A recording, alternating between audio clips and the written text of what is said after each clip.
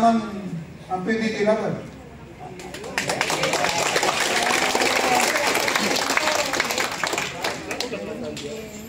Nakahanda naman kami. Nakasama ninyo. Huwag nyo kami ituring na kaaway. Huwag nyo kami ipakulong sa dahig.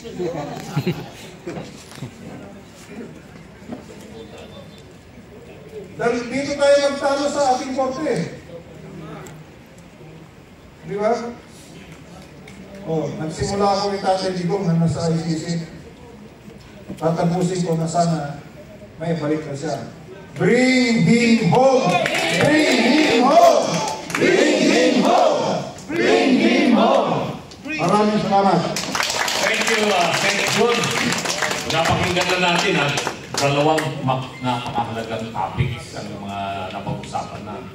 Yung peace process, si Sec Pedro, kunento niya. Tapos si Sec Jun, dinagdagan pa ng geopolitics.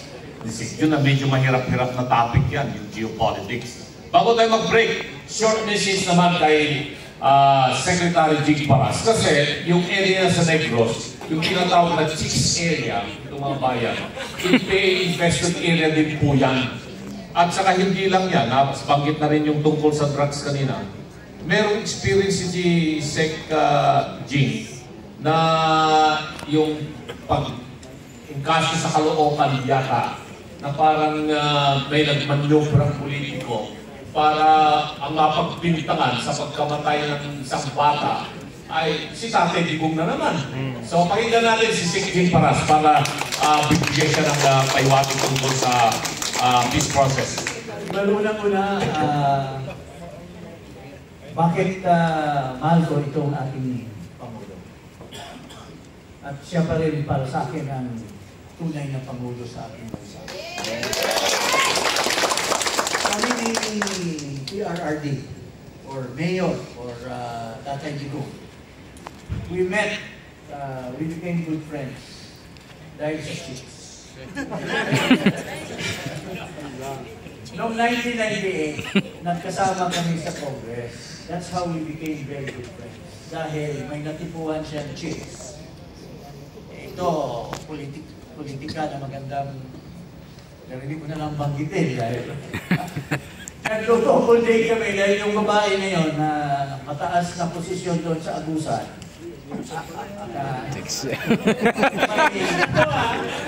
Kaibigan na barkada, sabi niya pala, samahan mo naman ako.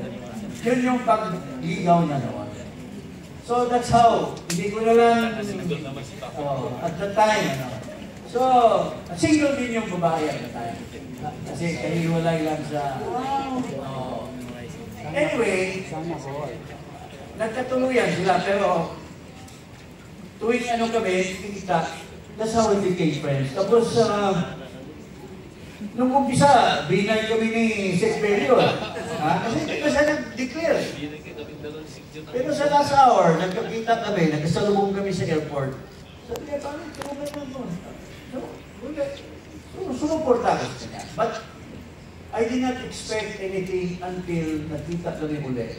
Dahil may pinatay ng mga pulis doon sa bayan ko. Inambush. Pumunta siya, tinawagan lang ako ni BG na gusto ni PRRD na pumunta ko. So that's how I became part of the government again. At since then, ito nga ang boss ko, tapos nasa PLO, then I became eventually the Cabinet Secretary for Political Affairs. At doon po kami nagkaroon ng mga sikreto. Noong eleksyon, nag-declare ang PDP laban para kay Bongbong. So, tinanong ko siya, boss, tawag na tawag yung kaibigan ko, si Martin Romualdez, na baka pwedeng i-endorse. Sabi niya, over my dead body. I never endorsed that guy because he's a drug addict.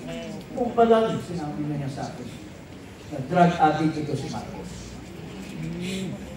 At mayroon pang isang incident, hindi niya magkalimutan, na niloko nila ni Martin at ni Bongbong si Vice President. Inintriga nila, kaya nagalit, naging Vice President ni Bongbong. I will not tell the story.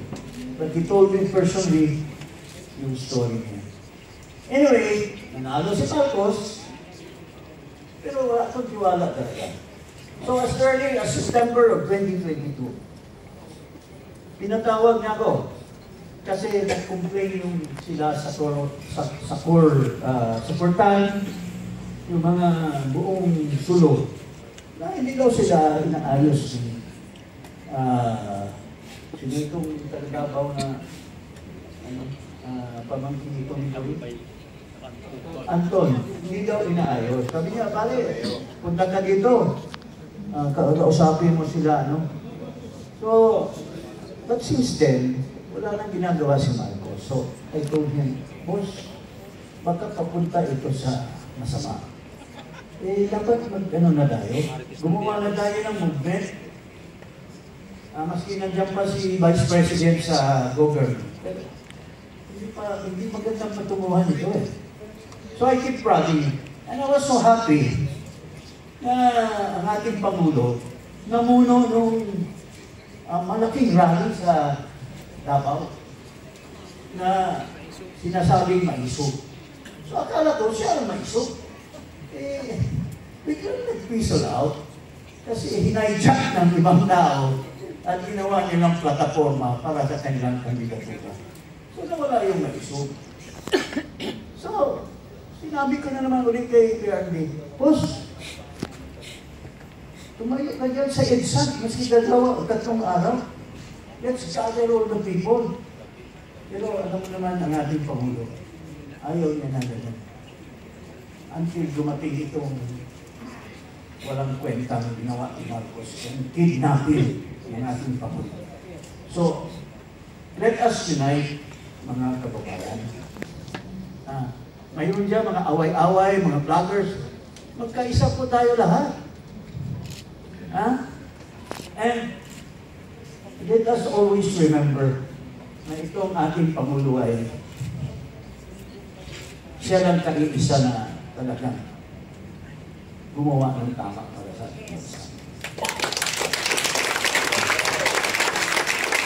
So, sinasabi ni ito si Secretary, tagal na namin magkasama.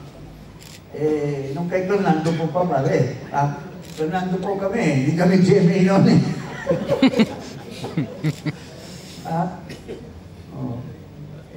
Nandoon kami sa ano ni Secretary Raul. Nandoon kami sa canvassing. Kalaban namin yung sila. But those were the days. Sila Drilon. Yan, sila Drilon, super AGM na yan. Sila Jollity. Kakampi namin si Manong Nene. But by the way, I just want to share the story. Kasi may doon sa introduction ni Asra. Tungkol sa Philippine Laban. Siguro, kung tuusin, ako siguro ang pinakaunang Pinipilaban member dito. Kasi as early as pagkampanya ni Cory, when she ran against Marcos, 1986, Pinipilaban na kami. Kasi si Manong Nene noon, Pinintel,